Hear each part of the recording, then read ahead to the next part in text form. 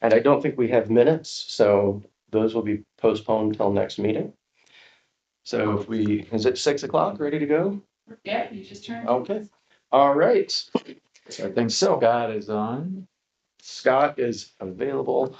Somebody with an iPhone is on. No, that's me, Eric. That's Eric. Okay, Okay. Scott is not on. Eric Funkhauser is on via Zoom. Hi, Eric. Hi, Eric, welcome. Well, Scott said he will be joining us via Zoom. Otherwise, the rest of the board is all present and accounted for. I call the meeting to order. First thing on the agenda, we have Ashlyn Feller, our mural artist. Welcome. My name is Michael Ropp. I'm the Park Board President. Happy to have you with us. And you can take it away, Ashlyn. Okay, sweet. Well, thank you for letting me pop in. I've done some work for the town of Wakarusa, and they connected me with Jill, and so that was kind of the initial connection there. But we drove around town, we're looking at some possible buildings for murals, and one that came up was, do you pronounce it Hermance or Hermits? Park? Hermance Park, yeah. Hermance Park. Okay, yeah. I'm from Nepenthe, so I haven't been around that park much, but I'll share my screen. I put together a little presentation of some ideas for that space. So let me share, make sure you're able to see it.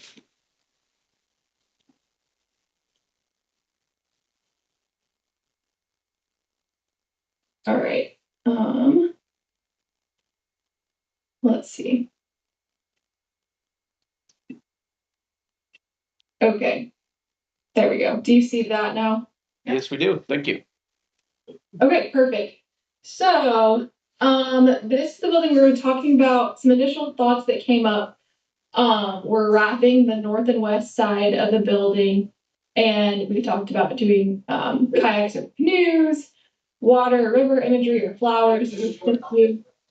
General concepts that came up. And then we were just thinking about how we can design thoughtfully around the windows, and making those look smoothly in the design.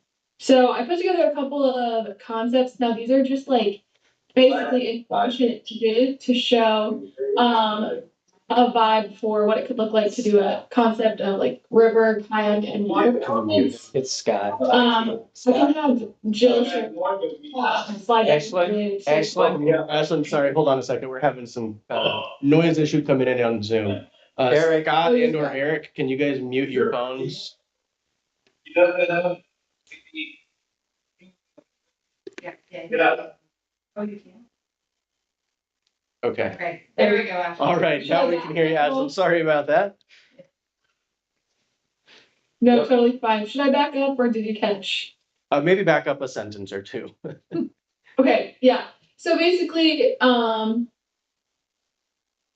talked through this slide of just wrapping the sides of the buildings, and then a few concepts that had come up were kayaks, canoes, water, river imagery, flowers, and then being careful to design thoughtfully around the windows so that didn't look out of place.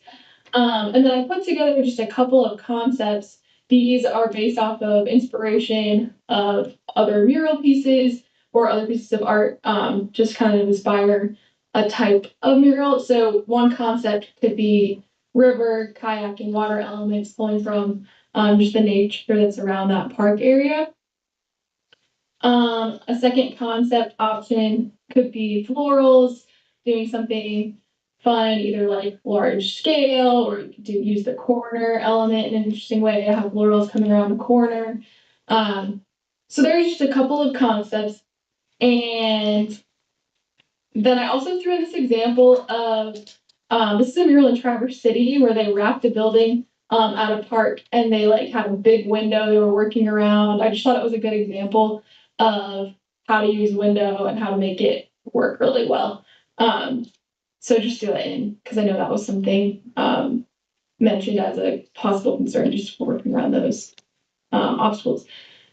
So what I love to do when I present murals is to present you a bunch of options to give you to see where you feel comfortable landing as far as budget, but then also like how much coverage you want. And so I put together this slide that shows each of these like blue shaded areas on this building represent different painting zones. And then on the following slides, I'll show you kind of what the pricing would be for those different zones. I do murals by square footage, so it's very calculated as far as like, okay, if we're doing the whole, if we're doing part, and then there is a vary within the square footage range, depending on texture of the wall, the complexity of the design style we're going for, and some of that would be, as we discussed in conversation, what we're going for. But I'll show you here a full coverage option. So this would be covering both of the walls. So that short wall is 192 square feet of paintable surface. Long wall is 622 square feet, total of 814 square feet. So there's a lot of square footage on that wall, even once those windows are subtracted out. So my typical rates are $25 to $35 per square foot. So for the full area, that would put you anywhere from $20,350 to $28,490 for the full coverage option. And then I'll just show you all of these options, and then I'd love to get your feedback at the end. Short wall has less square footage. That would range $4,800 to $6,720. Again, I can make sure this slide deck is accessible for you afterwards. Don't worry if you don't get anything written down or whatever. Long wall option. So that's taking the bigger wall, and if we did just that wall, that would be 622 square feet. And you can see the range there, depending on square footage rate, so 15,000 approximately to 21,000. Or one way I thought could be a cool way to approach this is to use the corner, so that when you drive up, I remember driving up, and I feel like that corner is a cool spot to like use. And we could do like, for instance, like with the floral design, you could put florals on the corner and kind of have them coming out on both sides. So that would be an option to still use both walls, but not cover the whole wall if that fit your needs and goals better. So that would range from 249 to 333 square feet of coverage, depending on kind of how that corner gets designed. And you can see the pricing there, about 6,000 to 11,000.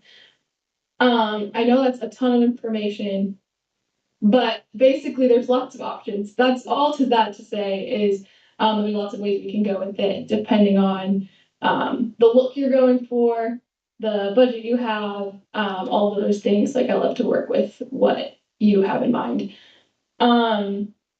These are the measurements provided by Town of Bristol, so if you want to look through any of that, you're welcome to. This, I won't spend time on this too much, but this just shows my typical mural process, kind of where we're at right now, is looking at design direction and project scope. So we already looked at measurements, already sent quotes over all those, so this might be the first time seeing it for some of you. If we were to proceed forward, the next step, so I just do a 50% down payment and then schedule painting dates, and then I create a custom design with one round of revisions so that you know exactly what you're getting before I would come. And what I love about technology these days is I create these mural designs to scale, basically on like my iPad, and then I'll mock it up on the building. So before I get there, you can have almost a spot on replica of what it's going to look like, and have a round of revisions to make sure everybody's super happy with what the plan is. And then just to kind of summarize a little bit on that range, $25 to $35 per square foot. That depends on texture of the wall, so that I might need to get a closer look at the wall on that, but then also complexity of the design style that we're shooting for, or if you know you have a budget, we can kind of design a complexity around that. So there's kind of can reverse engineer that as needed. Other things that might affect where we land in that range would be, is the background color already applied to the wall? Well, then we're going to be a cheaper side of that. Or if, you know, every square inch needs covered with 2 coats of background color, that would be more. But it includes paint, supplies, materials, custom design revisions, everything except for like lifts and ladders as needed, that sort of thing. So that's all I have. I know that was a whirlwind, but I would love to hear your initial thoughts. I've put on the screen a few talking points if you have thoughts on the design concepts, coverage options and budget, timeline you might have in mind, or even where you're at on your thoughts on this. Maybe this is sooner, further away. And then also like I know Jill mentioned that area does flood a little bit. I was curious for info on that. So I'd love to hear a little bit of that. And I can also pull up any of these slides if you want me to refer backwards. But I'll kind of turn this over to you now to discuss. Okay, thank you, Ashley. That was very, very helpful and informative. I was actually writing down questions here as you were talking, and you covered a lot of them here in your last page with the typical process. So very well prepared. Thank you. At this point, I guess I'd like to go through each board member just one at a time and see if you guys have any specific questions, thoughts, or ideas. And I'll start with you, Linda, if you'd like to go first. Do you have any specific questions, thoughts, input, ideas I for? really don't have any Ashlyn? specific questions, but I really do like the one with the corner. I like the corner. Okay. I really like the corner. And honestly, I kind of like the corner where it's not all the way to the ceiling on all of it. Do you know what I mean? Mhm. Not all the Yeah. way to the top. I like that one corner. And then to stay kind of low under that one window. Not sure if it needs to go over quite that far, but we could see, it's kind of probably an optical illusion. We probably would want to go over as far on one side as we did on the other. And it kind of looks like it's a little different there, but I bet you when you stand there and Yeah, she has look, it probably isn't really any Yeah, different. okay, good. Yeah, that's the one she's. Yeah, Yeah, what's showing there is asymmetrical. So I think I have to play around with the design as far as like what looks visually balanced. But I do, yeah, I like the idea of doing keeping the bottom lower and then coming up. yeah. Okay. So Linda, sounds like you like the corner idea, and we would probably want to look closer to design, specific design to see what would work best with going low or going high, depending on what we pick. Okay, Austin, do you have any questions, comments? Or sorry, Linda, did you have any? Well, I think that as far as the design is concerned, I like the things that, like kayaking and maybe picnicking and I don't know, park bench, I don't know. Yeah, things related to. Things parks. related to parks. Do you like the floral? Mhm. Or do you like the water? Oh, I like more of the water, I think, some of the water. And I'm thinking that we want to put some floral in front of it with real flowers. So Hmm. we're thinking, actually, of putting some real flowers in front of just that corner area. Yeah. Okay. Like as landscaping. Yeah. Mhm. Yes. Like cone flowers or something like that, Mm-hmm. that would come up a little bit. That's good to know. Okay. Austin? Have for Ashlyn. I have no questions at this time. My opinion or what I like kind of reflects Linda's. I really like that bottom one on the corner, or either of those on the corner there. I think that's a good amount of square footage for a more budget-friendly option, without taking away from the mural itself. Very good.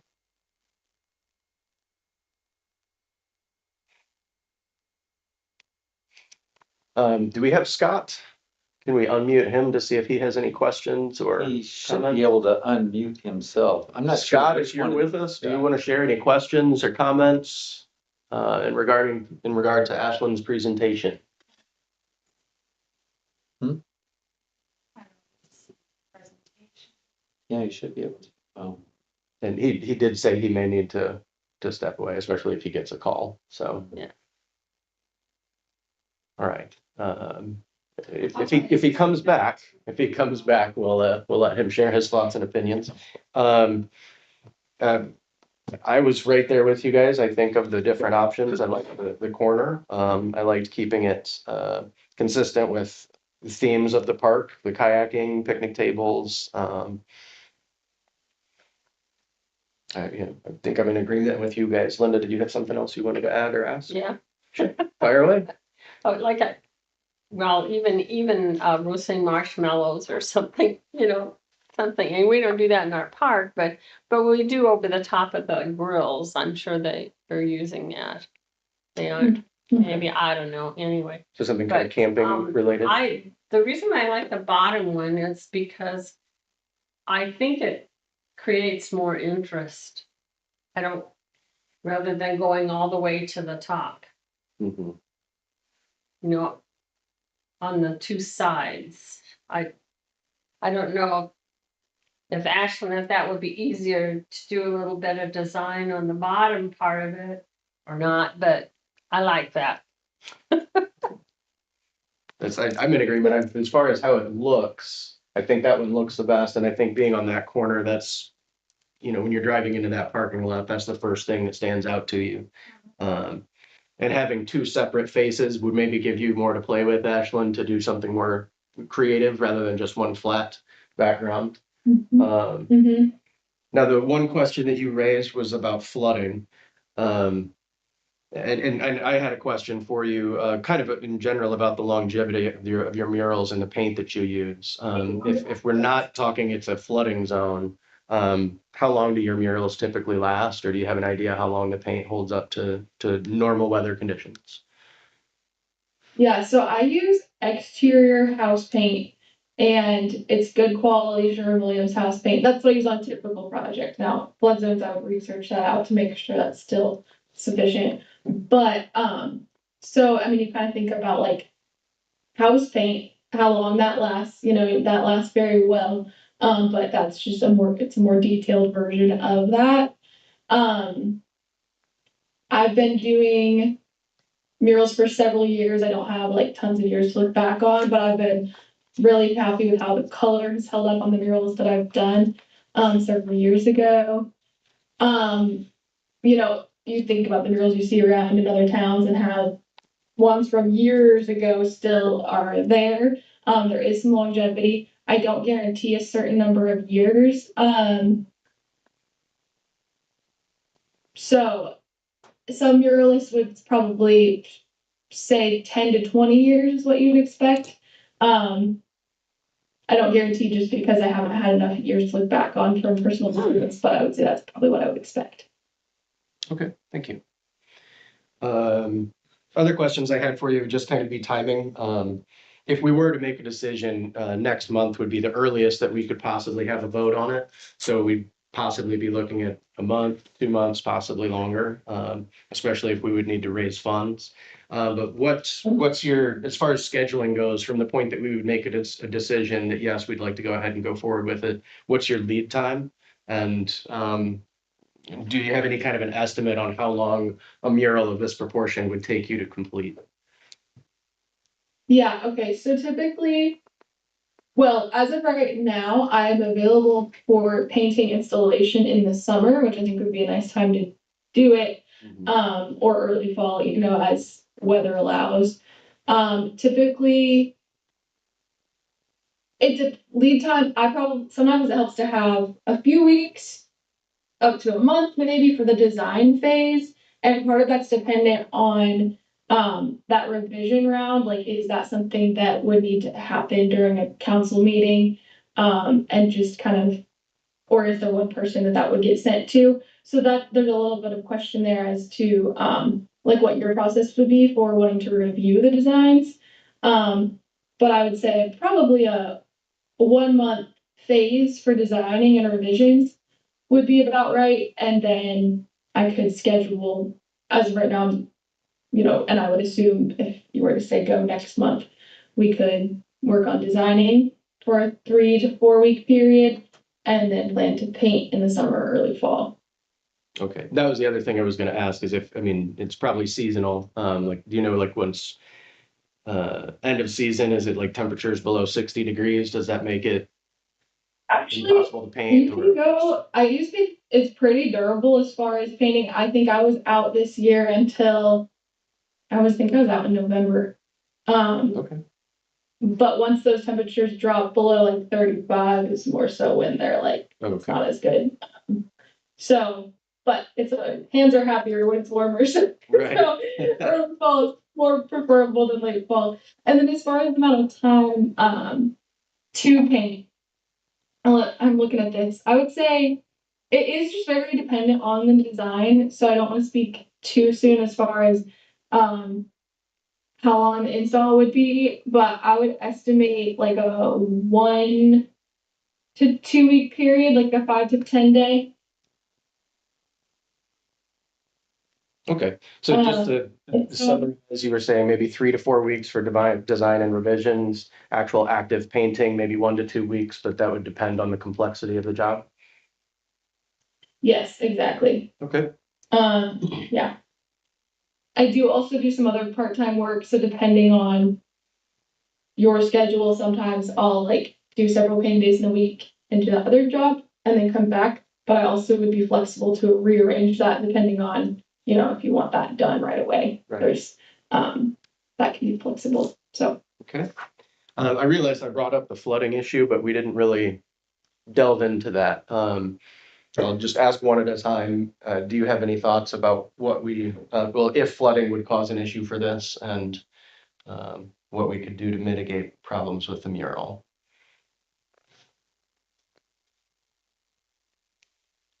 I have no idea. Okay, I can come back to you. Linda, what are your thoughts on that? Well, I think the whole pavilion all the way around needs to have, like, it needs to have their clay put around it or something. Because there's places where it dips way down. I mean, it needs to be filled in. I mean, in houses, you usually bank up against a house so that the water will run off. And that whole pavilion needs it all the way around.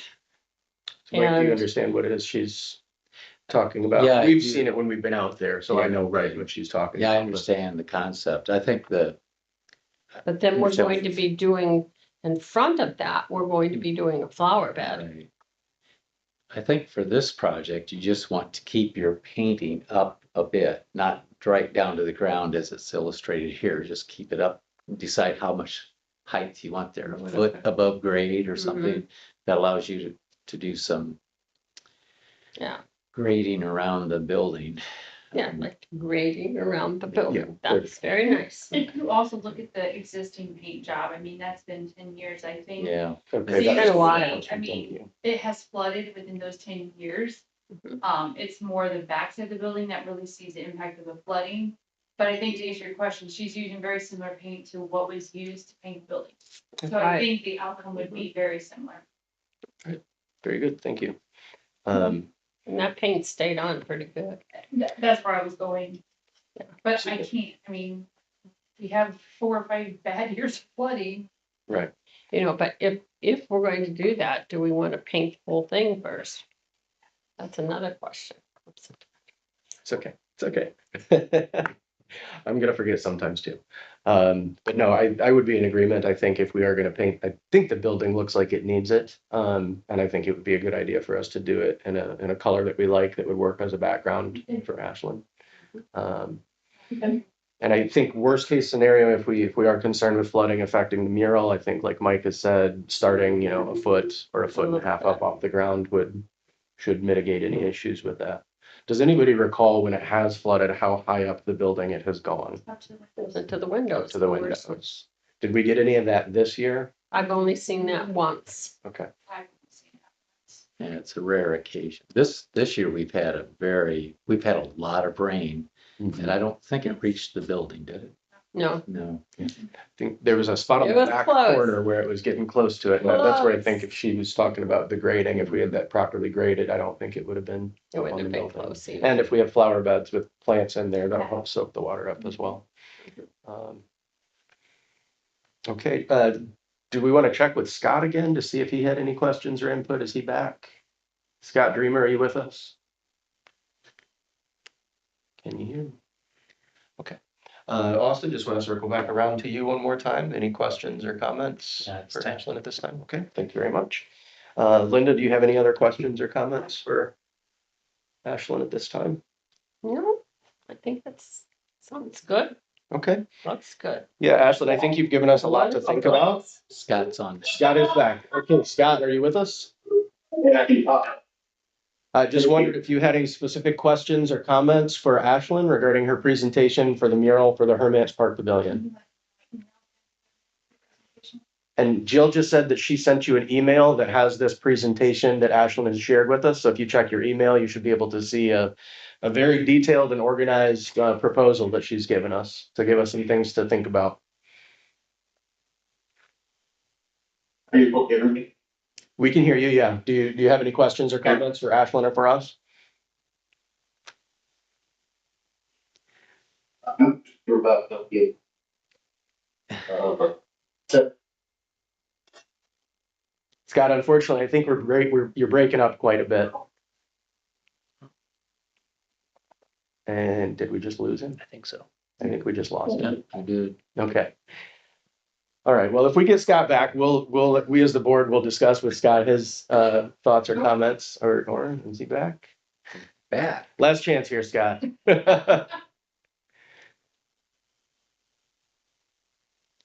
Okay. So I think you've given us a lot of good information here, Ashlyn. We as a board, we'll need to talk about some of these ideas, look at our budget, see what we think we can afford. I'm just kind of spitballing here. I'll throw this out there as an idea, like possibly by next month, we could talk about whether this is something we think we could pursue this year or next season. Is that something that would work for you if we let you know in a month what our potential interest would be? Yeah, that sounds good. Do you need anything from me prior to that meeting in order to make a decision? I don't believe so, but if we do, Jill, is it okay if we work via you, give our questions to you and you can send that to her? And Ashlyn, I wanted to ask you if there was anything that you would need from us to help you. You seem like you're pretty well organized, but is there anything else that you would need from us before we get closer to making a decision? I think that's everything for today. Okay. Well, great. Thank you very much. I think the work is beautiful. If we can decide on a design and figure it out within our budget, I think it's certainly something that the board seems like we'd have an interest in looking into. It would be a very nice addition to our parks. We'd appreciate you assisting in beautifying our parks there at Hermans. Awesome. Well, thank you for considering it. I think it'd be sweet. So yeah, we'll stay in touch. Thank you. Bye, Ashley. Thank you. Thanks, Ash. I'll be in touch. Okay, sounds good. Have a Thanks. good night. Bye. Bye. I can also send you Ashlyn's bio. I don't think I shared that with Park Board, but it gives a little bit more and some of the work she's done and she's shared. She has 2 beautiful pieces in Walker Bruce does, so I'll go ahead and send that to you guys as well. Might help with any more questions you might have. Yeah, thank you. Any extra information you've got on her work and or her background would be great. Sorry to be checking my phone. I just got a message from Scott. Scott said he likes the corner option, but he cannot connect. He's in a bad location. So he's kind of on the same page as the rest of us. So, all right, that went very well. Next thing on the agenda is the park board or the community garden. And I'm going to go to the podium. Linda, if you can, when I make the request, if you can handle any motions and voting. If Scott's not with us, I'm not sure we can actually vote on that. There's 3 here. Because he can't. Yeah, because I'm not going to vote for community garden thing. So I'll just go up there and let you guys know what I'm thinking. All right, And Mike, you're up. maybe Scott can, if we get him at all You're later. Thank you very much. My name is Michael Ropp. I'm the community garden coordinator. Just wanted to give everyone an update on a few things and ask for a request. I sent an email to the board with this information, but I just wanted to read this into the record. I sent this email on Tuesday, April 28th. Good afternoon, board. Writing is Michael Ropp, garden coordinator this time. Writing to ask the board to vote on approval of a $264 for delivery of 5.5 cubic yards of compost from the Goshen Environmental Center run by Superior Landscape Products out of Warsaw. At our next meeting, 5/5, delivery scheduled for 5/7, that's this Thursday. Austin, I do have a quote for you there if you'd like to look at it and pass that down to Linda after you've done looking at it. The rest of the email reads, unfortunately, we've recently received word that Seed Feeds funding has in fact been negatively impacted and is therefore not available to provide us with compost and soil this year. I'd hoped the composted horse manure from Lovely Inc. would be what we needed, but after running some tests, we'll need a good amount of non-animal compost to mix with it. If we're able to get delivery on 5/7, we should be able to start our main garden planting on 5/9 and 5/10 as we planned. If anyone would like more information regarding this request, please let me know. So this is where I was going to ask the board to approve the funding for that, the $264. Question? Scott is back. Scott is back. I would just make this observation on voting. You do have a quorum here with 3, right? But you're abstaining because of your interest. So if it's a 2-0, then it's approved. Okay. If Scott's with us, I would Yeah. love for that. Scott, you can send a text saying yes or no. But yeah, questions first. Are there any questions about this?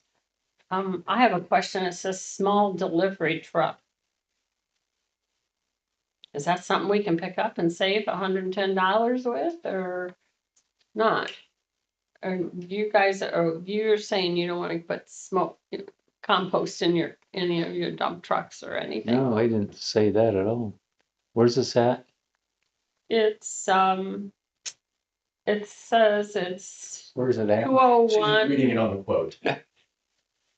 And that was 20100 County Road 19, Goshen, Indiana. Oh, so it's local. yes, from the It's Goshen local. Environmental Center. That's where they would be picking Oh, from. yeah.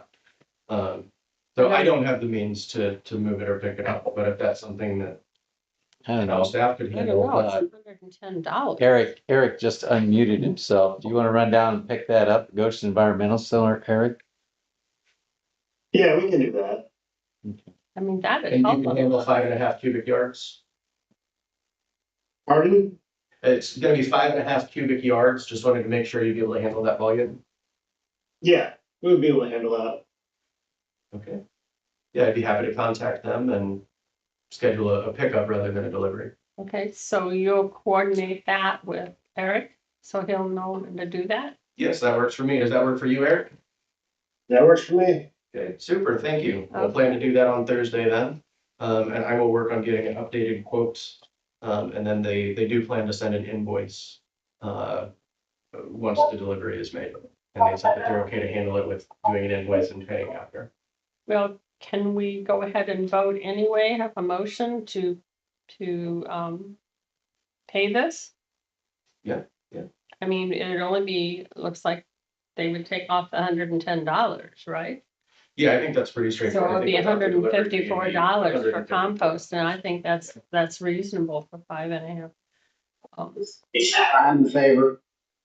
Okay, all in favor? Scott, Aye. Michael, Abstaining. For the Abstain. record, Aye. Austin, Yep. for the Linda, rec- I. okay, for the record, why don't you have somebody designate as who moved and who's second Oh, for the minutes? Austin, do you want to move this? Yeah. Forward, Austin? Yeah. We'll make the motion, and I'll second the motion that we, buy the compost. And that Eric will pick it up. And, so we've already voted. Do we have to vote again? No, but I'll just say it so that AI will pick it up, that it was 3 yes votes and 1 abstention. Okay, all right. Thank you very much. And everybody Appreciate that. approves. Yeah. Okay, anything else, Michael, on? Just 2 more things I wanted to report to you. I don't necessarily need to ask for anything, but you may have questions for me after I report these. The first one is we're considering a proposed name change for the community garden. Due to increased demand at the pantry, it's increasingly difficult to allow community harvesting of garden produce. For this reason, we're considering renaming the garden to something like the Bristol Food Pantry Garden. in hopes that people will better understand that the primary purpose of the garden is to provide produce for the community food pantry. If we do have extra crops, we definitely still plan to allow sharing with the broader community. But we just thought it might be a good idea to rename it because I think some people have an impression of what a community garden is, and ours is a little different than that impression in some cases. So just wanted to ask, as the board, do you have any input, opposition, or proposals with regards to a possible renaming of the garden? Any questions? I have a question. Yes, please. So was it my understanding that you would have some of the pantry recipients come over and pick things in the garden? Yes, and we'd still like to be How able to would do you, that. would you still do that? Well, then how would you keep the community out? It would just kind of be a trust thing. I can put signage out there explaining what it's for, and that's how it's been in the past. We try to tell people that if you can't afford your own groceries, please do so, or come and volunteer in exchange. So it's just kind of a trust thing, and certainly there is the possibility that people are harvesting that could afford to buy their own groceries and they're not, doing the volunteer part of it. But I haven't had any evidence that that's an ongoing problem. I think people still think of that as the food pantry garden. So Yeah. I don't object to that name. The other thing is we're thinking of getting a new sign. The sign needs updated, and that's the other reason why I was thinking if we're going to change the name, now's the time to do with the new sign. And if you'd like, I would, gladly send out information to the board if and when we decide on a possible name. I would share that with you, seek your input for sure. Jill, did you have a question for me? I have a comment. A comment, yes. All about our food pantry and supporting our food pantry. Mhm. But I think if you name it the Bristol Food Pantry Garden, then if the town's taking those expenses, as in the watering and the manure and all of that, there Mhm. might be some questions. Like, is the food pantry going to pick up those expenses going forward? Mm, I understand That's your a concern. legitimate- Yeah, I don't think they have the funds to do that. I don't disagree, so maybe we need to reevaluate the name. And what my hope is that in future years, we will be able to get everything we need from seed to feed, like the soil that we just mentioned. The initial proposal from seed to feed was that they provide the plants, the irrigation equipment, the expertise. We provide the land, the water, and the hands to work it. And in the years that we've done it, that has been kind of a mixed bag of things coming from the pantry, gets us volunteers to work it. The town has provided the land, and now the park board is providing the water. So it is kind of an all-around team effort coming together to make it happen. But the primary goal is and always has been providing the pantry with vegetables. So instead of renaming it, why not just have a sign out there explaining to the community what the purpose of this garden is? We have had signs in the past. And like I said, I haven't seen any evidence that we've got a lot of people going out there and harvesting that shouldn't be harvesting. Just to give you an example, I would say we delivered around 500 pounds to the pantry last year. And based on my estimates, because that's all I can do is estimate based on, I was out there one day and I saw what was there, and I'm out there the next and I see what's gone. I estimate maybe 200 pounds was harvested by people from the community. And if most of that was going to pantry patrons, that's excellent. But again, I just don't know. Right. So I don't know if people are not reading the signs. Maybe they are and they're not harvesting, and all of that 200 pounds went to pantry patrons. But I just know that we are seeing a pretty drastic increase in demand at the pantry. And I want to be able to make sure that we can meet that demand. Oh, So what about calling it the Bristol Park Board Garden and with a sign there saying this is the reason it's here? And it's I like, yeah. I was thinking something like kind of visible from the road as people are driving by. And that's the thing too, I could just do a bigger sign that says, this is whatever name we decide to give it, we could have a bigger sign that says, we grow for the Bristol Pantry. Yeah. All right.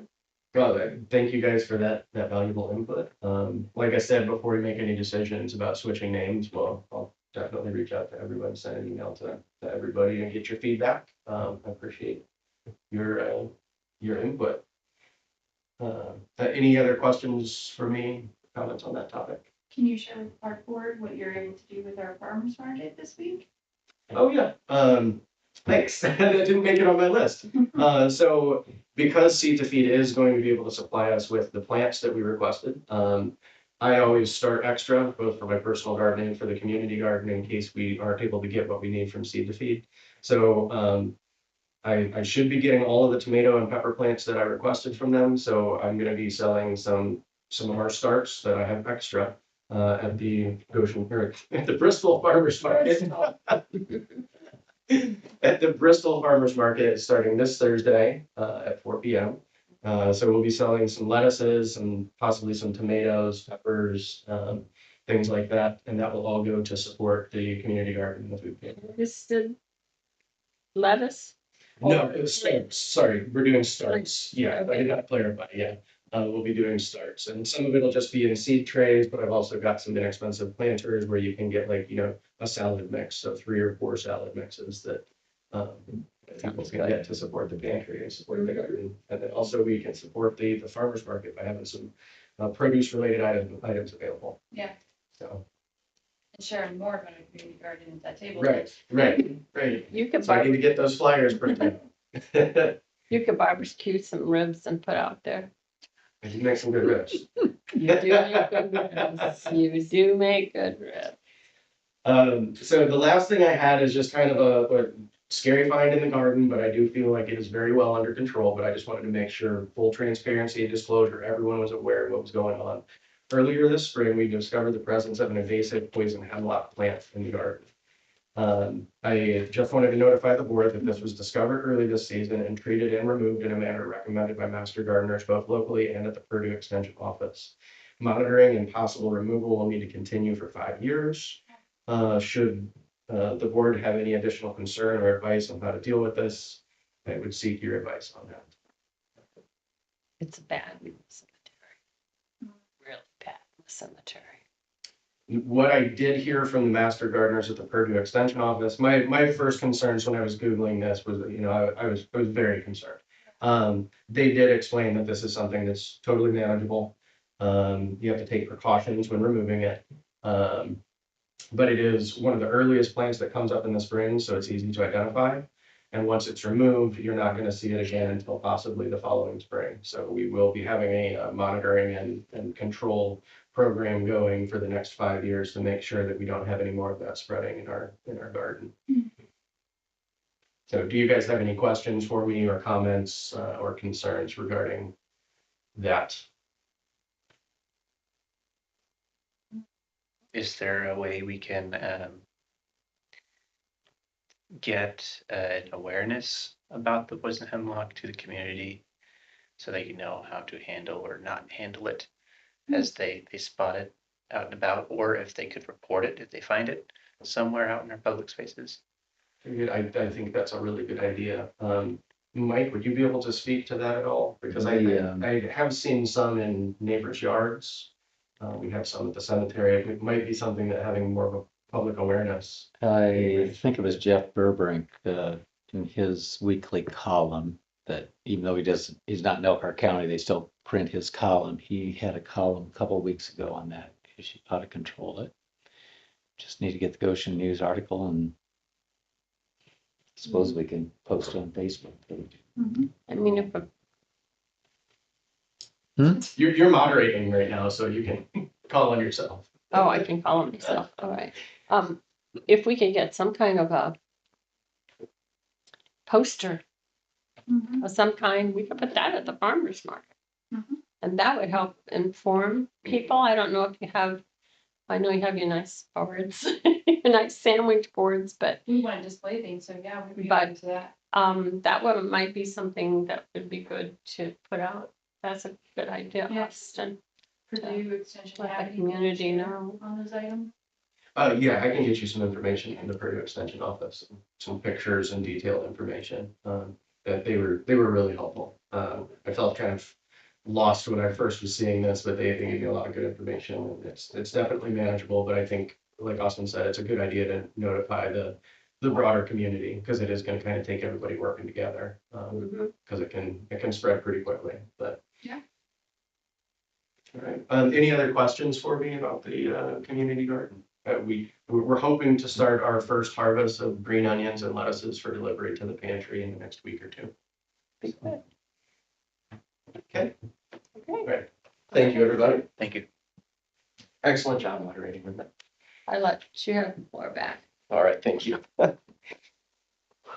Okay, next thing we had on the agenda was talking about the temporary secretary appointment. But we do not have anyone that is currently interested in being the secretary. Unless, I guess I'll ask Austin, I'm really putting you on the spot here. Would you have an interest in being the appointed secretary for our meetings? The job would require taking notes, looking at the AI summaries, and then typing up the meeting minutes. Or amending what actually is out there, Mm. what Mike can send you.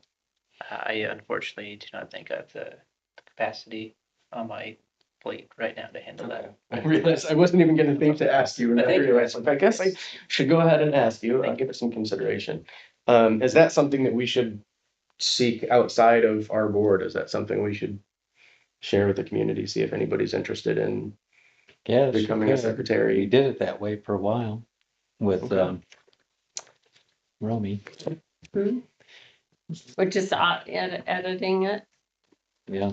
I mean, we just edited it for a Mhm. couple of months and I suppose I could do that. Well, I think You we see could how share it on energetic- Facebook too and ask. I mean, I could start talking to some of the volunteers, like through the pantry, and I always try to talk to people about different ways they can get involved in the community. And this is, if somebody wants to kind of If dip their somebody- toes into local government, they might be mean- interested in doing that. I really don't, I think I might be able to get Rosemary to like town board meetings, but I just don't think she's capable of taking notes at this time for the park board. Yeah. So if we had somebody who might be interested in being the secretary, we could appoint them. It doesn't think have if to be a you're- board member. I think if you're careful about stating clearly the motions, who's making them, and the votes, I'm guessing the meeting summary will start picking that up, so the editing would be minimal. Okay. Okay. I mean, let's give it a try this meeting and see how that's a smart good idea. artificial intelligence is. And Linda, if you don't feel comfortable doing that for the two past ones and this one, I mean, I can do that Mhm. as well. Would you rather me do it, or would you like You to can do the do the last one? past two and I'll do Okay. the next one. Okay. She was quick on that one. Yeah, that was a no hope thing there, Michael. That was, All right. there's no way that. So Mike, I'll work with you on that, if you can work with me on the past two, and then Linda will do this month. And then could we get something shared to Facebook, just putting it out to the community that we could possibly use somebody who wants to get more involved with town Sure. governance. Okay. And so we don't need a vote on that until we actually have a person to propose, right? Okay. Next thing on the agenda is a meeting protocol discussion. And given everybody a printout here, I've also emailed it to you. It's not really anything new, it's just putting into writing some of the things that we've already discussed. And so I'd like to read through this, and then with the idea at the end, I'd like to make a motion, and if anyone would second, we could go ahead and vote to approve these. If you have things you'd like to change about it, that would be fine as well, but let's wait until I've read through it in its entirety, and then we can go back point by point if there are specific questions, additions, or edits. Just please keep in mind that these proposed protocols are only a starting point. We will add to, remove, or revisit them as we consider whether they have been successful in improving meeting efficiency, avoiding confusion, and helping to make better decisions. It should also be noted that these are goals for best practices, and flexibility is going to be needed at certain times. However, if protocol cannot be followed, please be prepared to explain the reasoning. Additionally, I'm aware that these changes can add to the workload of staff that are already very busy. Please provide us with regular feedback and/or request help with fulfilling the following guidelines. As we get used to doing things in a more organized manner, it should lead to reduced time overall to meet our goals. I'm also hoping it will help with the AI summary of the minutes. That's another goal of this. So the first point I'd like to propose is that we only have one speaker at a time. To avoid confusion and allow all parties to share their valuable input, only one person talks at a time. To ensure this happens, the presenter, town staff person, or board members presenting the topic will speak first, being called on to do so by the moderator. The presenters will be identified by name in the meeting agenda. Board members will then be called on one at a time to ask questions or share their thoughts, with the presenter replying to direct questions from board members. After the presenter and all board members have spoken, anyone wishing to add comments, ask questions, or make clarifications will raise their hand or pen or finger, but be careful which one, or otherwise indicate their desire to speak, and they will be called upon by the meeting moderator. A summary of statements or proposals will be made by the moderator, who will then ask the board if there is a motion for a vote. The second one refers to how we make decisions. Board decisions must take place within monthly publicly accessible meetings. All board decisions and votes must take place during monthly board meetings. Information to assist in decision-making can and should be shared outside of meetings, but any information shared outside of meetings must be disclosed during the next meeting. For this reason, it may be a good idea for information sharing to be done via email or otherwise recorded. Number 3, voting procedure. A board member shall make a motion by clearly defining the proposal. The moderator will verify the wording of the motion with the secretary and the member making the motion. Another board member must second. The vote will take place with the moderator asking each board member in turn for their vote, then confirm the vote result for the secretary. Item number 4, items requiring a vote should be shared before the meeting. If you have an item that will require a vote, please notify the moderator so that information can be included in the agenda, so that the public and the board members are aware of the coming vote before the meeting. Number 5, all non-routine actions require a vote. Routine maintenance, facility rentals, etc., do not require board approval. Homecoming Festival is exempt as it can be considered routine. All other park-wide events require a board vote for approval. Routine maintenance examples include mowing, repairs, cleaning, and servicing of facilities or equipment, but not things like special repairs like the repainting of pavilions, for example, or the removal of equipment or trees, etc. Last one, number 6, we'd like 3 quotes for projects over $1,000. To determine whether the board wants to explore a proposal, 1 quote will suffice to begin discussions and planning. However, the final vote to proceed on a project over $1,000, the board would request at least 3 quotes from different contractors for the same work. Please seek assistance from the board when necessary to ensure compliance with this request and the timely completion of projects. Okay, I know I went through that really fast. There's a lot of information there. I guess I'll just start by going through one by one to see if either of you have questions, additions, or subtractions. Austin, would you like to go first?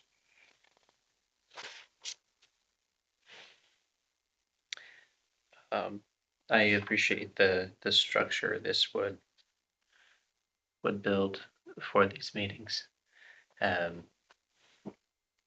It'll certainly help with this learning year of mine. Very good. That's part of the hope of what this would accomplish too. No further comments or questions at this time. Okay. And after Linda talks, if you have anything else, I can circle back around. Linda, do you have any questions, additions, edits?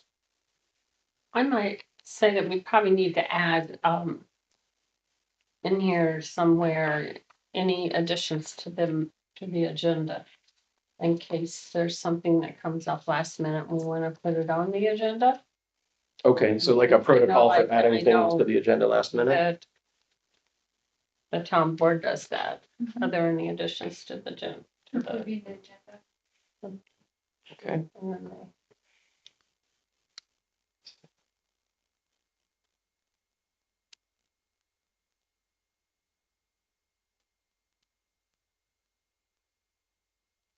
So if I can just summarize back to you, you think it would be good to add a portion to the meeting towards at the beginning of the very meeting, beginning, where it says if there's anything last minute that needs to be added to the agenda. any additions to the agenda. Okay.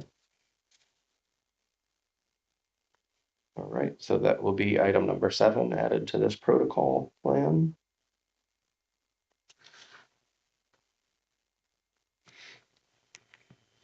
Yeah, that's a good idea because there's certainly times when we things come up last minute, and or I don't have all my ducks in a row with regards to getting the agenda printed, so. Okay, Mike or Jill, did either of you have any questions about this or thoughts or comments? On all of them or just, Or you can go point by point. the last one, number 6, I recommend you make some changes to that. 1,000 is a very, very, very low threshold, to be getting 3 quotes.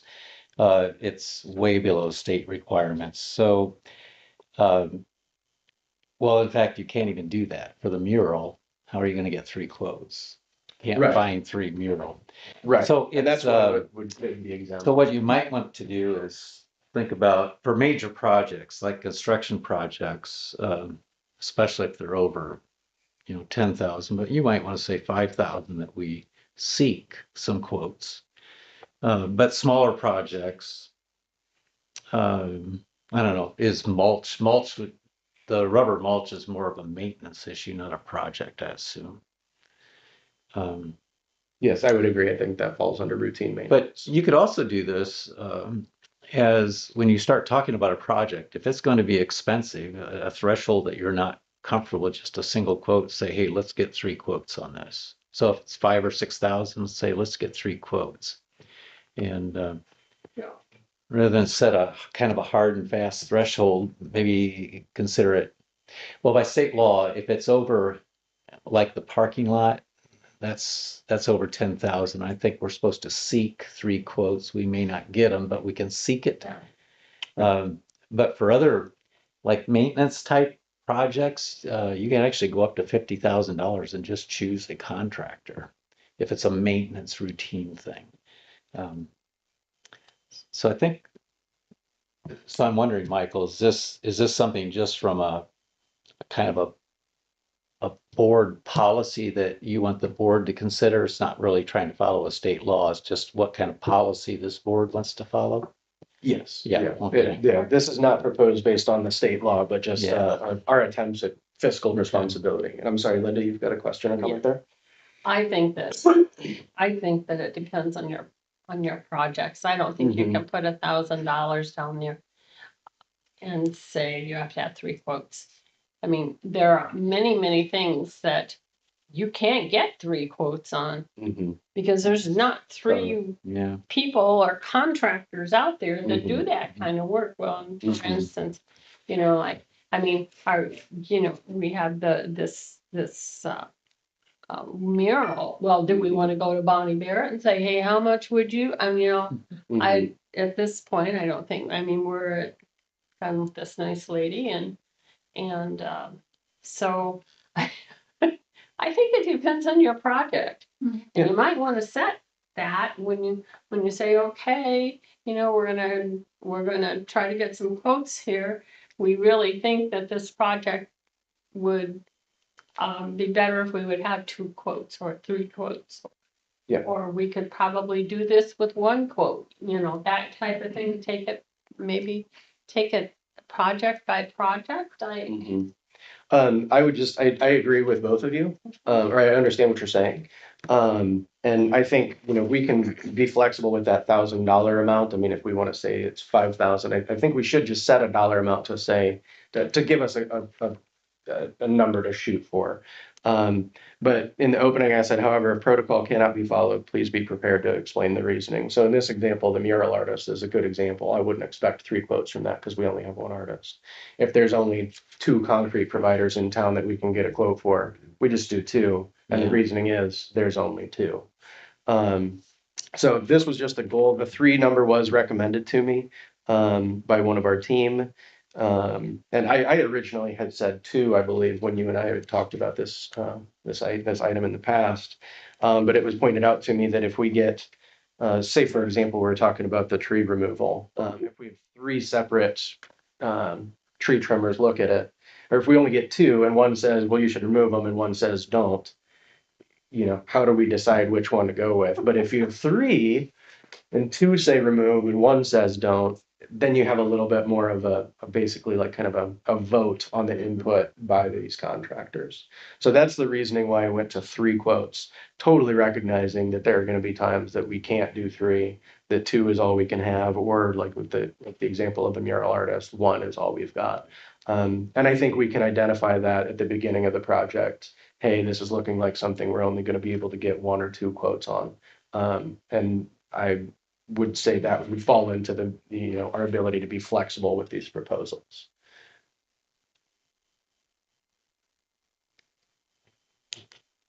Does that Or do we want to, satisfy your concern on that this is included? do we want to go up in the to 5,000 explanation? from 1,000 to 5,000? Yeah, and I think that's one of those, like, we can say 5,000 now, and if we do this protocol, we exercise this protocol for 6 months, and we look at it and say, boy, we could really bump that up to 10, or we Yeah. decided we really need to bring that down to I 1. feel more comfortable with it. But I would be okay with changing that to 5,000. So 3 quotes for projects over 5,000, with the understanding that if we only have 1 mural artist, we're only gonna get 1, and if there's only 2 providers of a service, we're only gonna get 2. But just kind of as a goal, try to get 3. And I want to emphasize that I said for the same work. So making sure, that's one of the difficulties I know in getting estimates. And it may be that, say, we get a quote from one contractor and then we take not the dollar amounts that they're giving us, but when they say, I'm gonna do X, Y, and Z, we give that to another contractor and say, I need you to quote X, Y, and Z. That contractor may say, but I also, would propose this extra thing, fine, but make sure that that quote includes the pricing for X, Y, and Z, so we're comparing apples to apples. I just wanted to point out that that's my point there with the same work, within part 6 of the 3 quotes for projects. Circle back around, Austin, any thoughts, questions, or additions to that?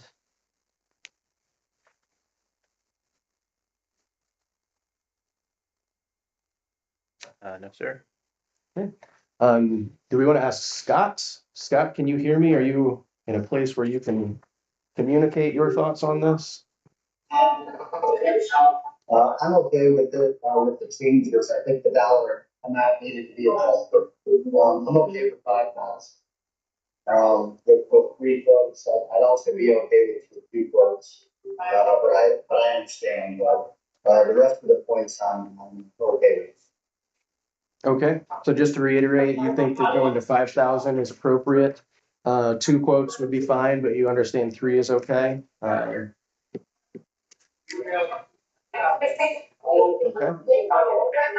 Yes. Okay, all right, thank you very much.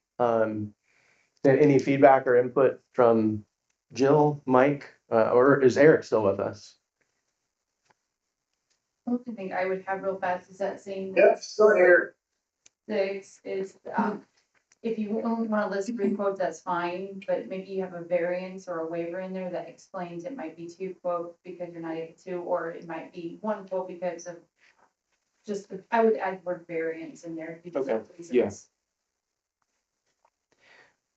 Well, and I think it's important to note here that you're not saying you have to choose the lowest of the 3 quotes. There is variability in here to choose the best Right.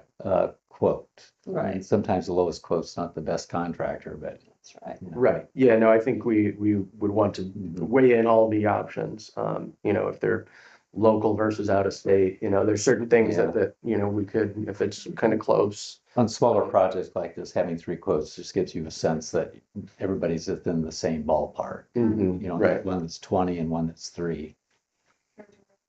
Yeah. okay. So Jill, thank you. I appreciate your input on that. We'll add the wording into the number 6 part, specifically saying, that fewer than 3 is acceptable. If we can't get 3, if there are only 2 providers, and or, if there's only 1 provider, as is the case with the mural artist. So I can add that wording into there. Does anyone have any other thoughts or questions before I make a motion? Okay, I make a motion to accept these new meeting protocols with the additions adding variance wording to part 6, changing the $1,000 to $5,000. And adding a 0.7 from Linda Powell, that last minute additions to the agenda will be added to the beginning of park board meetings. I That is second my the motion. Linda seconds. Austin, what is your vote? Aye. Ask if there's any more discussion. Oh, I need to ask if there's more discussion after the motion. Yes. Is there any more discussion? I move. Austin was an aye. Linda? Linda Powell is an aye. Scott Dreamer is an aye. Michael Rapp is an aye. The vote carries. All in favor. Scott, we're good on you if you want to mute yourself again. I just muted you. Okay, yeah, that works. Thank you. Okay, so just to reiterate, Austin was an aye, Linda was an aye, Scott was an aye, Michael was an aye. Vote carries. All in favor. Okay. Thank you, everyone.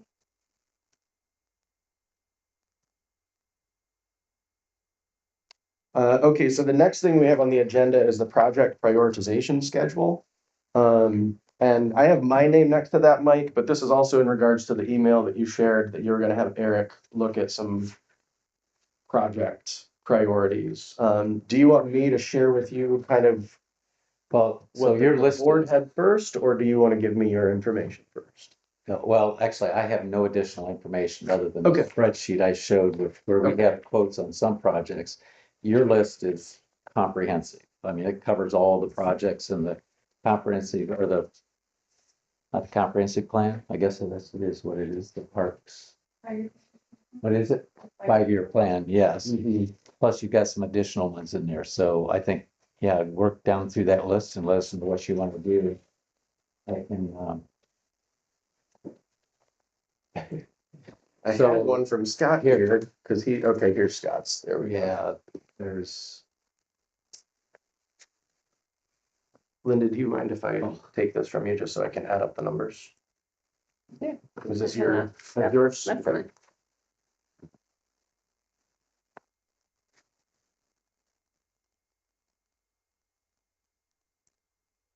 While I'm doing this, did you guys have any questions, input, thoughts on any of these projects here that we are discussing?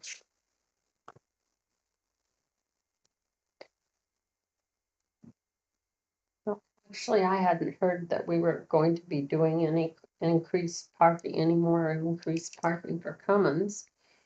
And I didn't know we were increasing Congdon, thinking about that. North Herman, so I guess maybe I'm out in left field on this, so. I had a question Are they about that all too. new ideas or? well, on Condon Park, we had talked about repaving that parking lot. And then while Niblock was there, Eric just asked for some quotes if we wanted to expand that parking some or add some additional parking. So it was just an option that we did. Okay, But the quote for just replacing what's there is 19,298 from Niblock. So we only have one quote on that at this point, depending on whether you want to do that project or not. And if you do, then like the policy indicates, we'll attempt to get a couple other quotes. and then I was thinking that if, raise my hand. Yeah, go ahead. I was thinking if we did extend Hermance Park, maybe also within and expanding the parking there, that we could have them do the little path. Since we don't want that path all the way around. We're just thinking of it from just a little bit of the backside around up that way, up to the parking lot. So it wouldn't be very much extra for them. And maybe we would get a better deal than if they went in and did it all by themselves. Yeah, maybe At a so. separate The time. problem with that path is the subsoil. You can't get a really good subsoil structure there because it's so wet, like it is now, it's spongy out there. Mhm. So I'm not, I'm talking up close to like the driveway part. okay. We're just Do you- talking, just in the lower. You want a Do map? you ha- don't Yeah, you? do you have your map that we drew I on? don't have it with me. Okay. I don't have, I don't have one, well, let me, We had a pretty valuable meeting, with some master gardeners and other folks talking, dialing in on that Hermance project, and Linda, I think Linda's come up with some good ideas, and her idea, Mike, if we haven't shared it with you, is that along the back there, where we're not gonna be able to pave it, she thinks we can get away with just keeping it grass. I mean, it's absolutely great grass and it doesn't, and the whole time of the flood that we just had, it was completely grass and it wasn't soggy or anything. It was some of the earliest parts to dry out, it looked like, where the grass was at, or along. All along the Little Elkhart River, yeah. behind the pavilion. Mike, I'd really like to get you the picture that she came up with. She printed out, the image that you're kind of pulling up and then put plastic on the top of it so we can write on it and dry So erase. I'm just talking about an area that we wouldn't want, and I don't know if we even wanna, this whole area back here, this whole area is very, very nice. Okay? And then it starts to get a little bit lower, but we were thinking we really only wanna put like a walking, a natural walking path here and then just maybe put it like this. Gotcha, okay. So the paved part, we were talking about coming Around there, around around the those outside of these three trees. And, Gotcha, okay. but then if you extend the parking lot out some, it wouldn't be very much then. Right, it wouldn't be, okay, But it so, would, but what it would do is it would keep the boaters off of our garden. oh, I see. Well, it might, yeah. I mean, it just would Okay. kind of, so I don't know if that area, you'd have to see if that area is, they drive their trucks on it and stuff, but. So I guess what I'm asking is, do you want us to get like an estimate on what that would cost to expand that parking lot and that walk? And bring that to the next, Eric can't see the map, but I'll explain Yeah. it to him. Mhm. No, I think what Linda's saying there is combine the Yeah, Hermance parking and the walking path into one project. And Linda, I think that's a good idea. If they're already gonna be out there doing it. I think that would be good. And for anybody else that wasn't aware, what she was talking about doing was having a walking path going all along the back here that's just grass. And wide enough to know that they can take maybe 2 mower strips or 3 mower strips to go along, and then Just that way we're mow, not, turn around, mow back, and that should take it, that should really do the path, and that's all the mowing they'd have to do, they wouldn't be in sunken ground. Yeah. So, we'll get an estimate on that. okay, and the next meeting is the 21st, is that right? I think, the 21st, sorry, I'm talking about the Hermance planting yeah. planning meeting. Yeah. I believe it's scheduled for Thursday, May 21st. Yes. At 2 p.m.? 2 p.m. At 2 p.m. So if Upstairs. anyone's interested in No, joining us and Herman's having an Park, impact. this will be at Herman's. Yeah, we're meeting Park. at Hermance Park this time, provided that there's no conflict with the pavilion. But Thursday, May 21st at 2 p.m. at Hermance Park. Anybody that's watching online, your public is welcome to come and join us. That's where we'll be continuing our planning of the wetland planting project in Hermance Park. This was just a real crash course. I had all the board members fill out a priority list of these 8 or 9 projects that we're looking at. And we can definitely readdress this. None of this is set in stone. You guys can change your feelings as that happens. But the number one option that the board would like to prioritize is the tree planting in Congdon. That was number 1 on every person's list.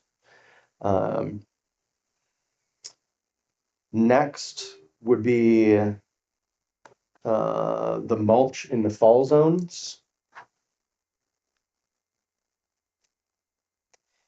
And then kind of a 2-3-way tie there after that is the walking path and the planting project at Hermance Park.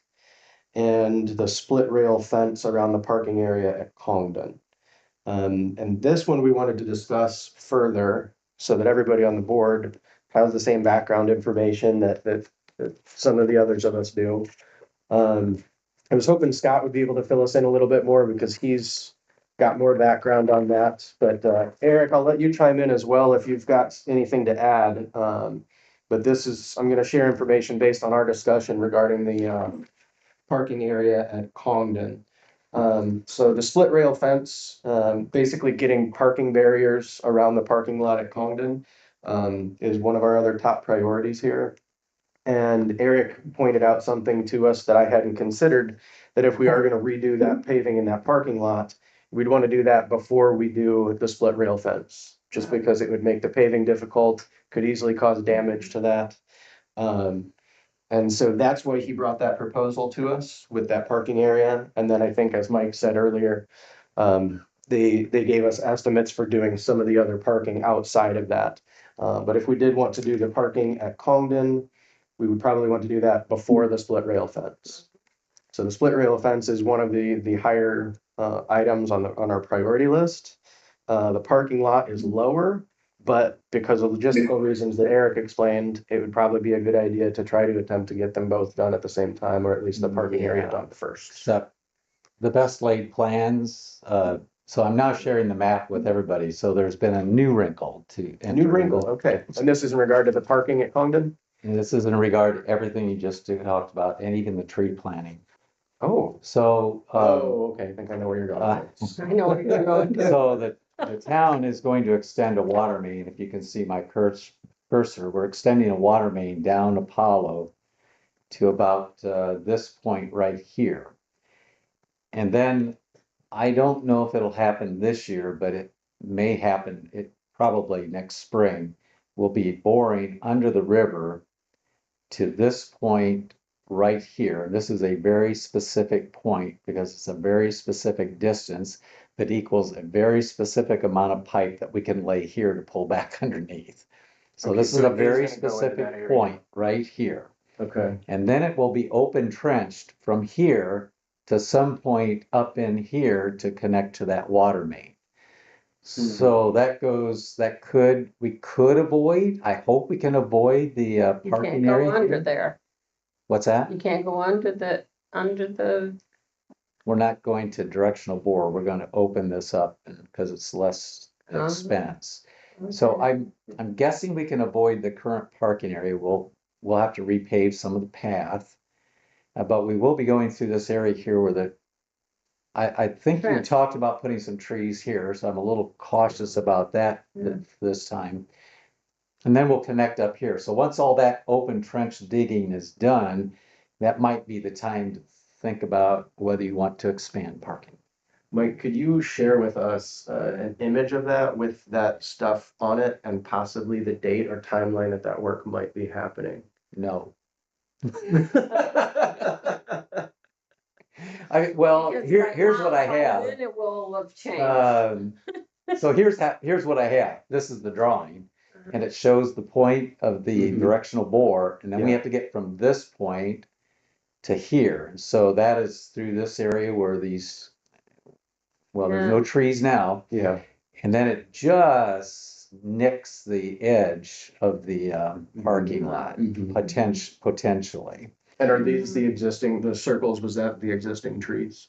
Yes. Okay. Well, generally. Okay. I'm not sure how careful JPR was about getting the trees in the right. Sure. I just wanted to make sure that wasn't like playground equipment or something, I guess. Well, But if you can share that image with us, that would be helpful. yeah, I'll send that to you. So the playground area is pretty accurately depicted because the other path was going to go right through the playground equipment, right through these 3 trees or 4 trees. And so we've chosen this path to get it away from that area. And it also worked better for pipe length. And I know it's gonna change, but what's the estimated timeline? Probably next spring. I don't see us having the money to do it this fall, but we will be to the bottom of Apollo, which we'll close Apollo for 2 days or so. Mm-hmm. And your front yard, So is Not that your a front yard. directional Huh? board right there, Mike? That's It not a is. trench. So they'll Okay. directional bore all of that and the rest of it Right. goes to North Division will be trenched. yes, this is directional bore from Apollo under the river to this spot here. So that's going to go down. And so. And that, what is that actually for water lines? It's a water main to replace Water the main. smaller So it's not water. it's not stormwater. No, it's a water main because the one that's under the bridge right now or under the river is small. So we need to upgrade. So it's like construction never ends in Bristol. Mm-hmm. So, And so like down at the very bottom where where the old access was. Right here, Yeah. Has arrived. Can we put more rock in there or something? I mean, it's got it's the fabric or whatever that stuff is rolled up like this, and there's some rock here, some rock there. It looks terrible. okay. yeah, so Linda, I know which part you're talking You know about what I'm there. talking Yeah, is it okay if we circle back to that after we talk about what's Yeah. going on in Congdon? Okay. Okay, I don't mean to cut you off. No, I that's just want to all make right. sure we get That's good. Congdon figured out first. So that's gonna happen next spring, Mike. Is part of what you're saying is that we should hold off doing any of the fencing or the parking lot at Congdon until after that work is done? I'm wondering if that wouldn't be smart. If you wanted to Okay. repave what was there, I'm sure we can avoid what is there. But Mm. yeah. But on the other hand, as soon as I say that, then something will, Mm-hmm. Yeah, I mean, I'm Determine- hesitant to move forward with a project, especially of that scale, if it could change. and the parking lot is workable. I mean, it could use a mill and fill, spruce it up, but Yeah, it's not like it won't go another year, I suppose. that's the other thing, and I guess I wanted to ask that of Eric again too. I know we asked before, but is that parking lot still gonna be usable for, say, a year or two? Mike, it sounded like you just said that was the case, but, I'm sorry, go ahead, Eric. Yeah, I believe that parking lot, I mean, it'll stay, a year, next, maybe 2 years. But from my experience with dealing with, excuse me, anything with asphalt is, the sooner you can get on something like that, mill and fill it, before it deteriorates even further is your best option. Because if you wait till it's completely falling apart, completely crumbling, then the sub base to it is then compromised. So let's just say that you have a compromised sub base that's cracked and it's already got voids in it, allowing water to leach in. Right. Then you go and you go over top of that, when you resurface that, when you still have those voids and those crevices in there, then that will then transfer to the top. So ideally, if you can maintain your base, your surface will always look good. But if your base is compromised, then you just wasted your money. Okay, I think I understood that. I mean, Austin, did you? Yeah. Understand, Linda? Did you get that? Okay. Mhm. So it sounds like that's something we will want to do soon, but it can probably hold off until after this work is done next spring. Is that correct, Mike and Eric? That's, yes. Okay, Yeah, Although, I agree. okay, thank you. Mike, did you have something else? nope, Are you sure? yep. Okay, all right. Okay, so the other thing that Mike just brought up there is how this might affect the tree planting.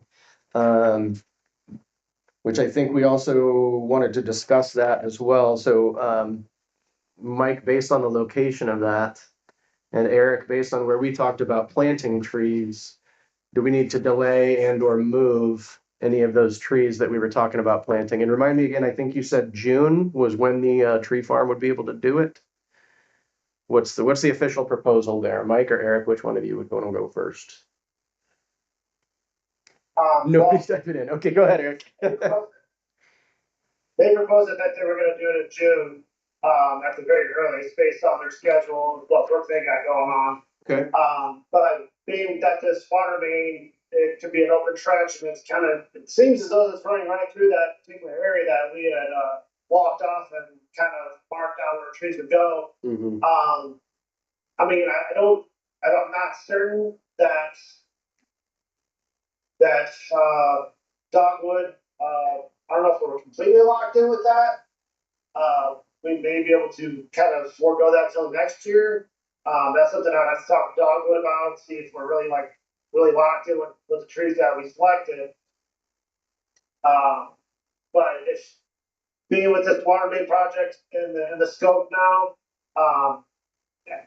just my thoughts, I would wait till everything that's need to be done as far as construction goes, water main, or any kind of open trenching, I would hold off personally, but,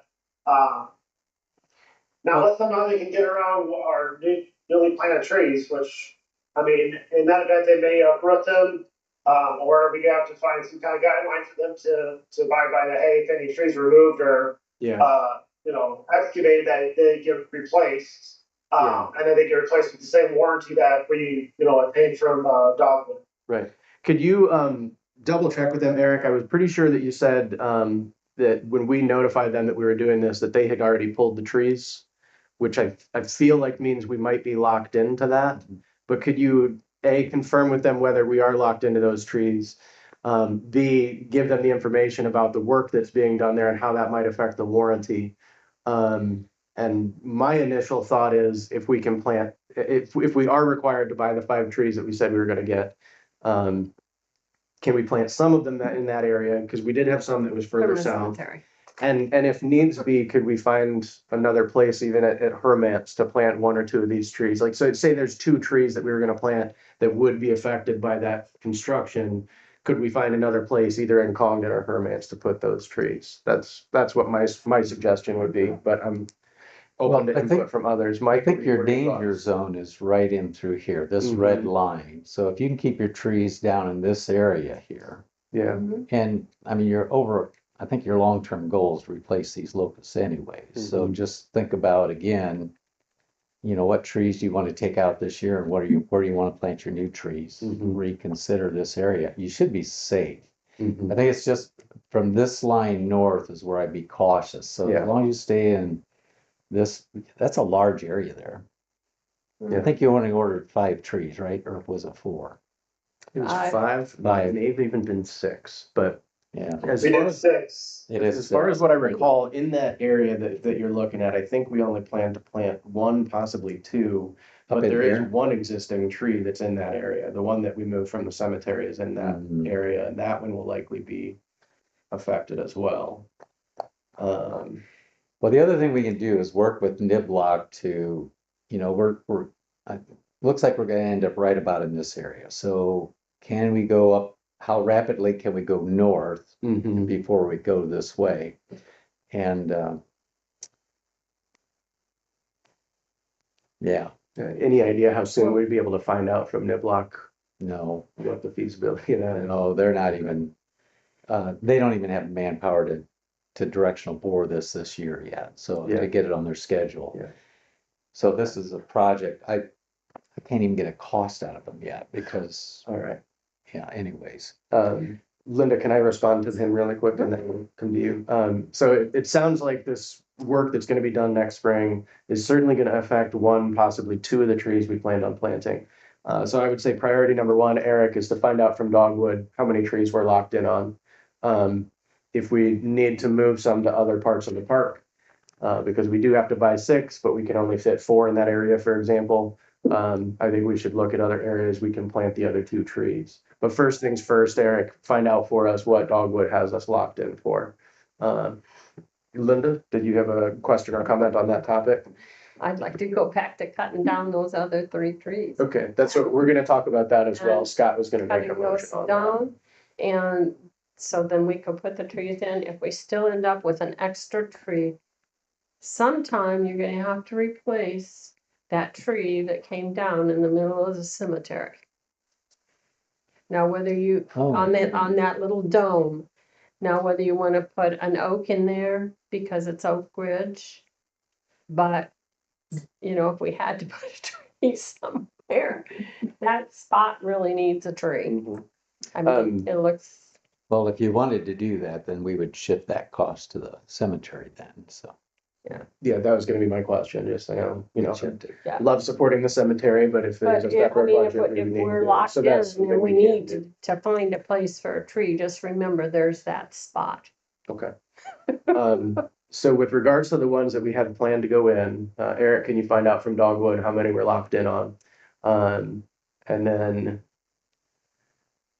I could definitely look into it, but I believe it was six, because we upped it, Yeah, Mhm. when we were falling apart, and 5 to 6. the tree trimmer from Heartwood said that we could actually plant where old trees were removed. That was a question, like if once you ground out the trunk, if you can plant there or not. And he said if the trunk is adequately ground out, you can absolutely plant right where one was removed. And Eric, remind me if I'm wrong or not, but I believe we planned to plant one right in that area, either where a tree was already removed or where we were going to remove one of those black locusts. Is that correct?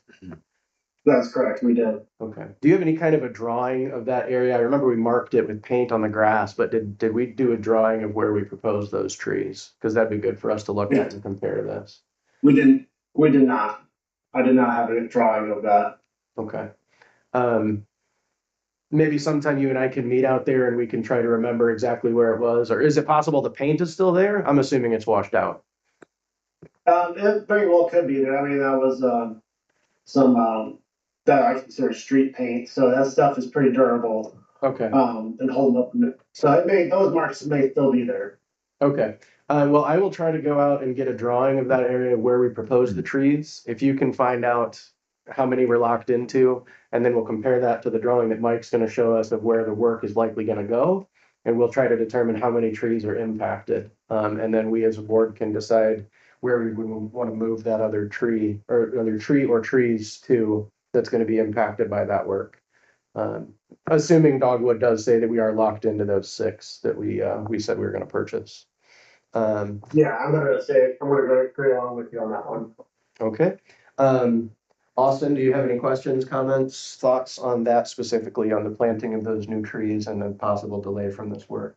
I probably share the same concern about the delays from the boring or trenching. But I have no valuable input for that at this time.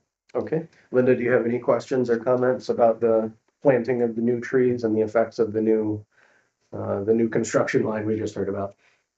No, I think as long as we know what's gonna happen, we know we can't plant trees. Okay.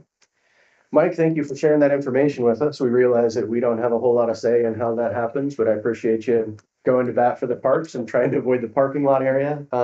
Just want to reiterate, the other thing we discussed there was holding off on redoing the parking improvements at Congdon, at least until next spring after that's done, at which time we can determine whether we are going to repave it and add the parking fencing around. But that will be tabled till next spring. Mike, just keep us updated as changes come in on that. Scott, or do you have any questions, comments on the planting of those new trees and the impact of that construction that we just heard about? And do you have him muted, Mike? He should be able to. No, I do not. Okay, thank you, Scott. Next thing I believe Linda wanted to talk about was the tree removal. And I know that you had said that you wanted to make a motion on that. Can we hear you well enough and are you with us well enough to make that motion? Yeah, I'll have to make a motion that, I think there's 3 trees there that need to be removed.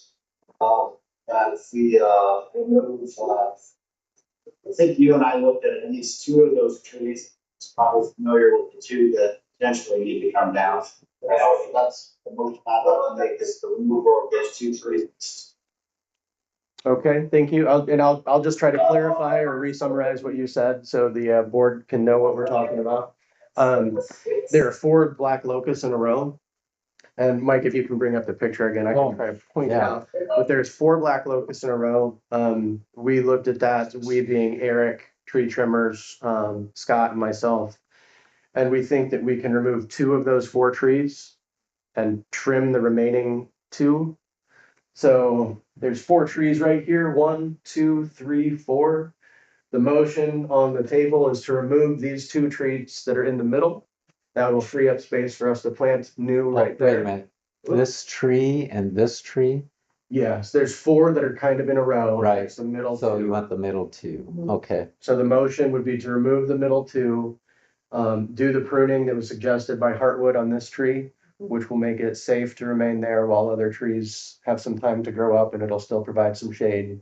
So that is the motion. Scott, unless I said something wrong there, did that sound good?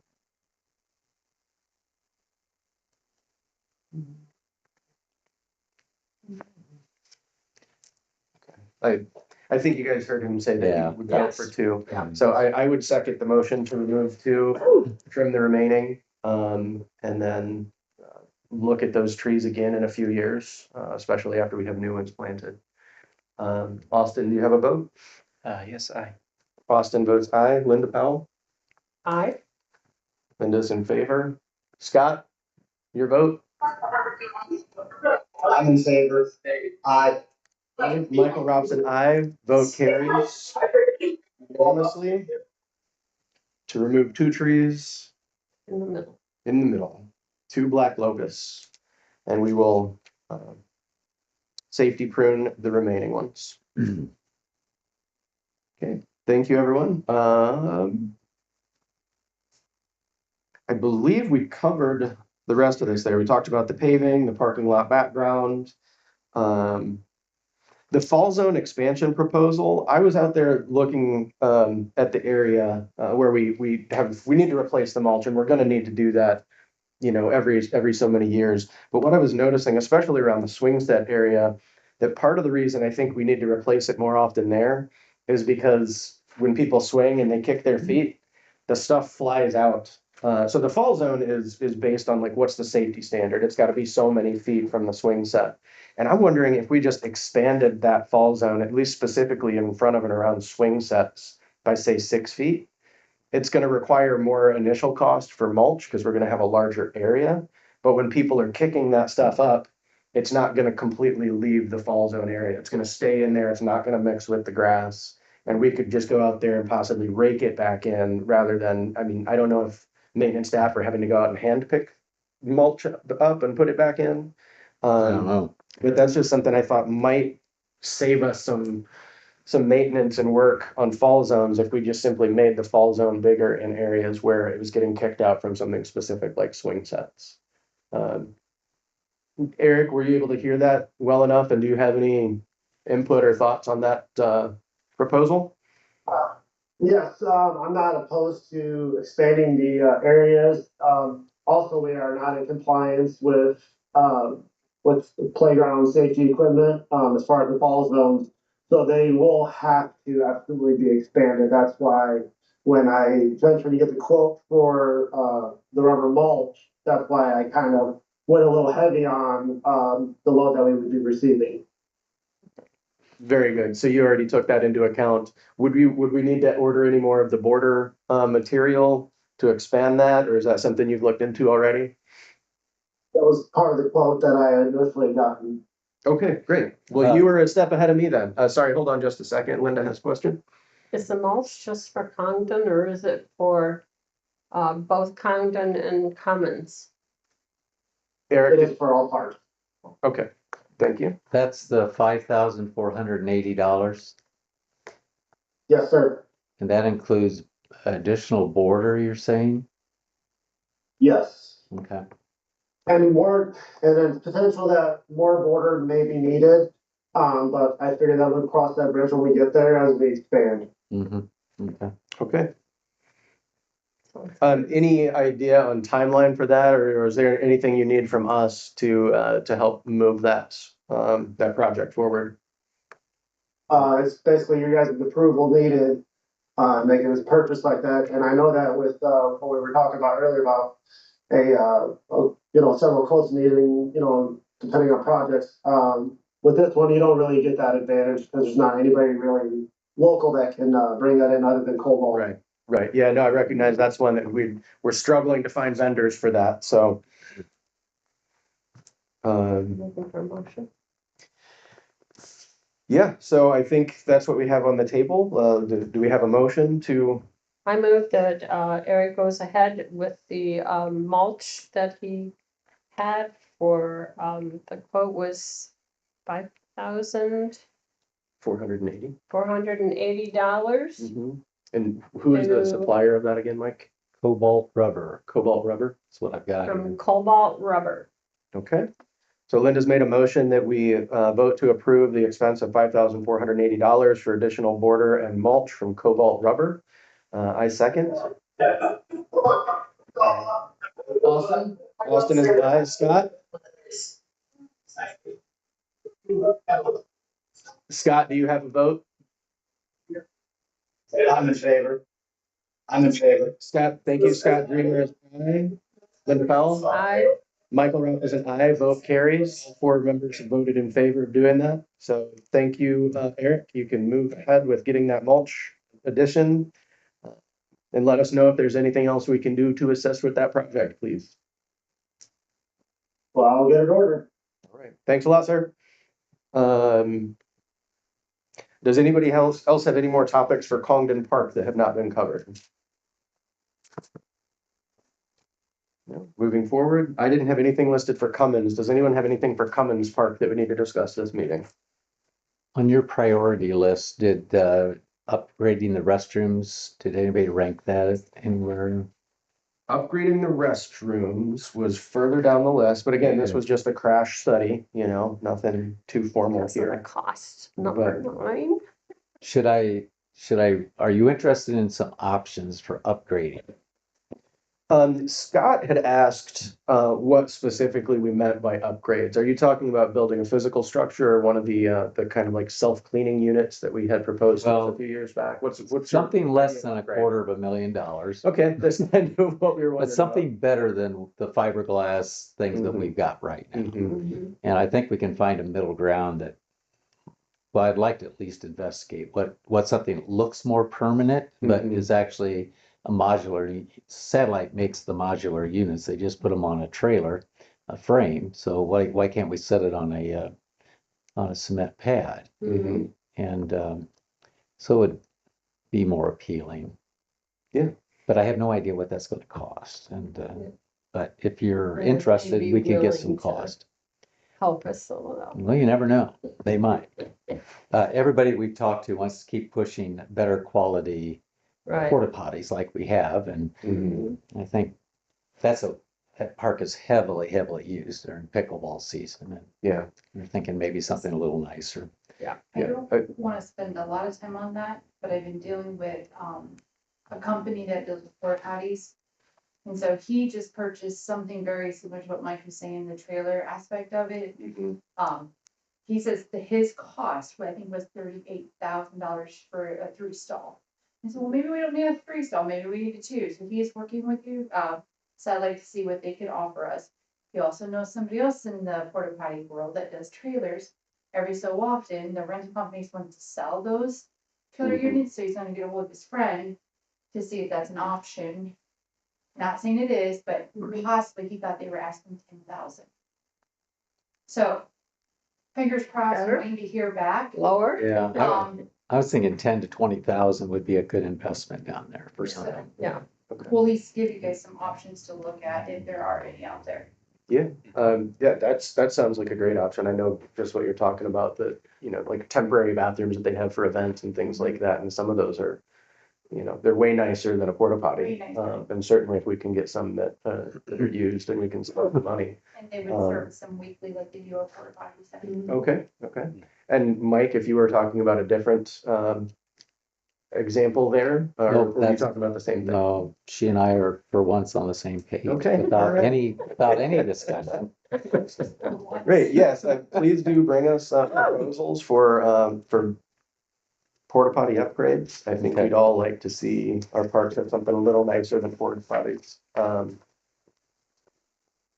But just so we're aware, the bathroom upgrades was further down on the priority list, but I mean, these are 8 items that we're talking about doing in the next year and a half. So I mean, these are things I think, and especially it's gonna take some time to look into that. So now's the time to get that moving. Anything else for Cummins Park? Okay, moving on to Hermance Park. Linda, did you want to start with that drain at the bottom of Apollo that you had discussed? Well, I'm I gonna just- circle back I- around and let you know I'm not. Okay, thank Okay, you. okay. I just think that it's unsightly, number one. Yeah, And I don't know if the longer we let it go, that the harder it's going to be to repair it. Or what, but it really needs some attention down there. Is everyone aware of what she's talking about? Right at the bottom of Apollo Street going into Hermance Park, when Stantec redid the river rock in there, they put what's supposed to be a drain because rain just goes down Apollo and you want it to go out into the river without tearing up plants and grass and things. So there's a drain there. But Austin, it's- that was the old access to the river. Yes, It used to be a boat ramp. I don't yes, know if you okay. saw that, Right. not recently. you're aware of that, okay. So there's like kind of like a black mesh material that's supposed to go across the front of it and it's supposed to keep like, I think leaves and things like that from building up in the rocks.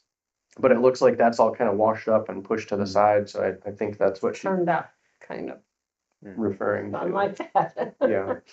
So we don't know if that's something that like our maintenance crew can Yeah, go we and put could- that back in place, or if there's something Yeah. physically that needs to be done to. we'll take a look at it, see what we can do to fix it up. Are you regarding you're talking about down at Hermance, along the boat launch area, along the riverbank there? It's Right at the, yeah, it's the outfall, it's the outfall at the bottom of Apollo where all that water comes down, Apollo goes into the into the old river. Yeah. River launch. Got some riprap in there that apparently people can't leave alone. Is that what's happening? People I are kind of think moving people are stuff? moving it. That's what's Okay. exposed the fabric.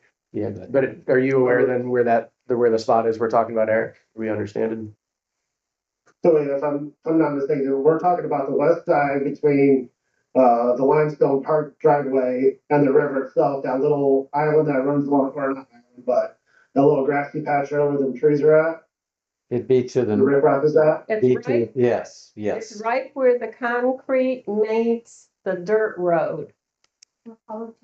Apollo Street coming down concrete and then there's dirt.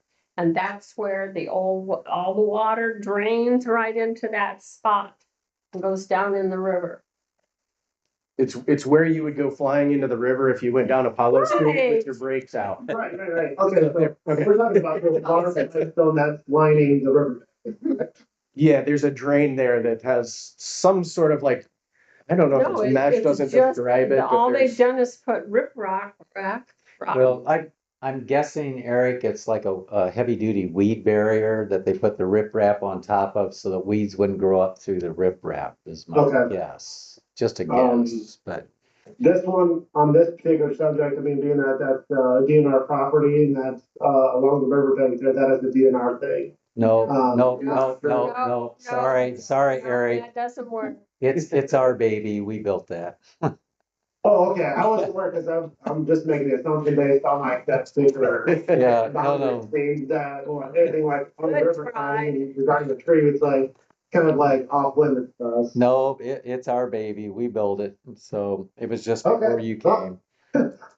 It So- needs repair. You've got a new child to maintain. Yeah, Eric, so if you can take a look at that and just let us know if you have any suggestions for Or we'll just fix returning it. it to its its previous Yeah, we'll glory. just fix it. We can use stormwater funds for that.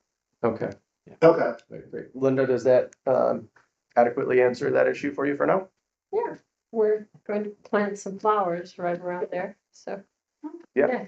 And so that's the next thing we have is the Hermance wetland planting project.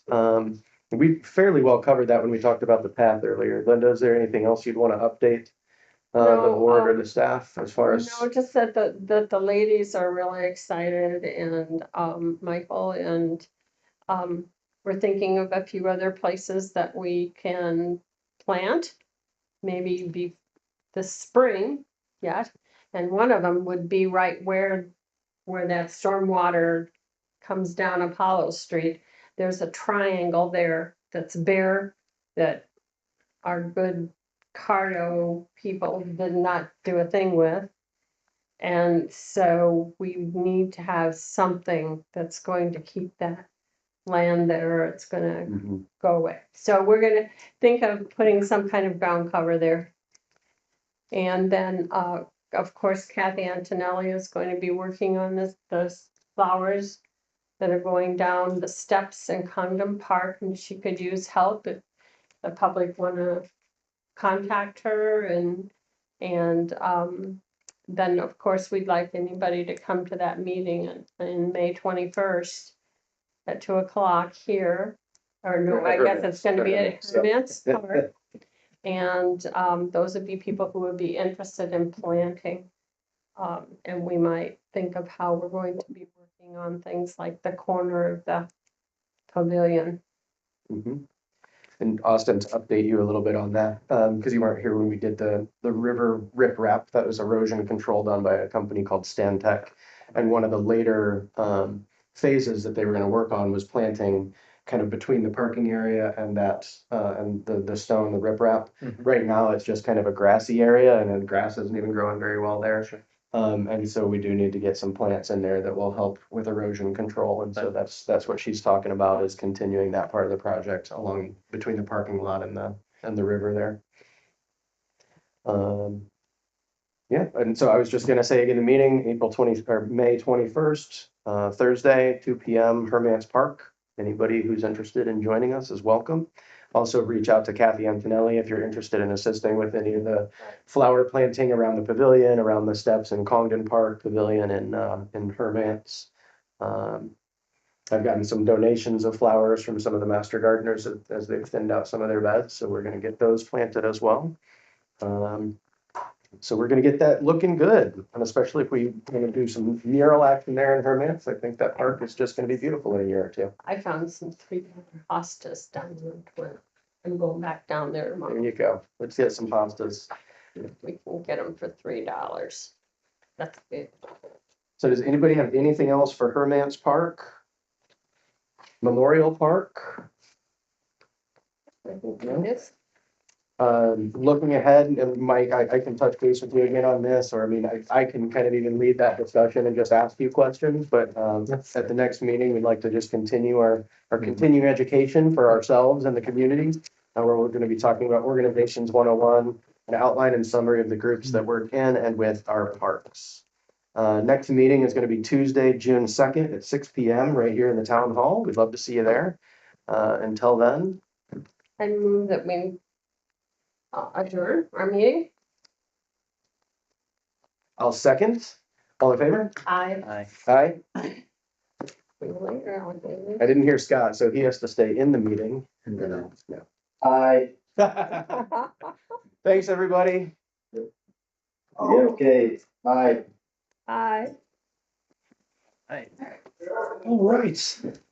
That was a long one, but I thank everybody for your input and all of your work improving our parks.